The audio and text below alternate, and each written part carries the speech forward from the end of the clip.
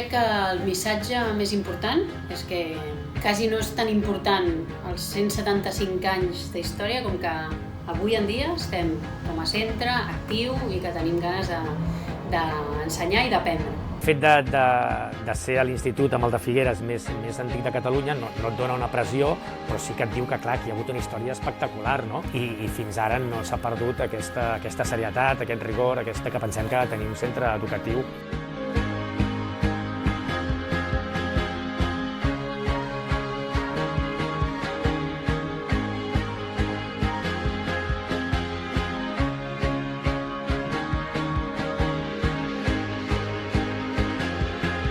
I en aquest sentit jo crec que junta dos elements molt importants, que és la conservació d'allò que val la pena, que per ser clàssic no és dolent, i aquelles coses que estan sortint, aquelles novetats que cal estar al tanto de les coses per no perdre el fil del món educatiu i del món en el que ens movem en tots els aspectes.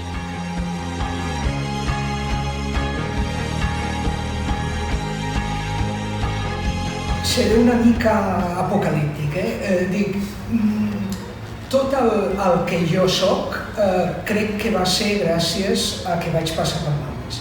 Tot i ser una institució tan antiga, que la modernització també ajudarà a les dues bandes, no? Tant als alumnes com a la institució, a tirar endavant i a ser millor.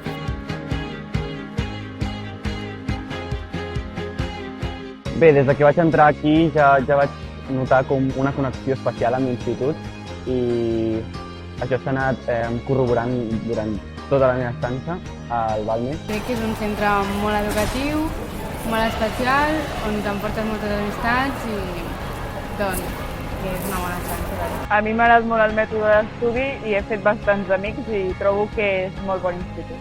Realment el que més m'emporto que m'hagin ensenyat és a ser crític. Yo conozco todos los institutos de Barcelona, de haber ido, y no sé, no lo encuentro, tiene algo.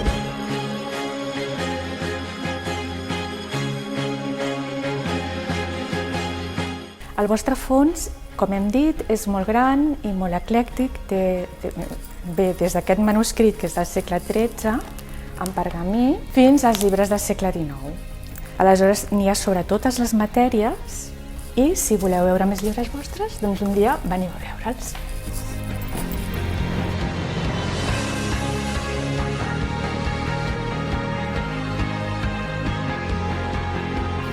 Jo diria una cosa, commemoració dels primers 175 anys.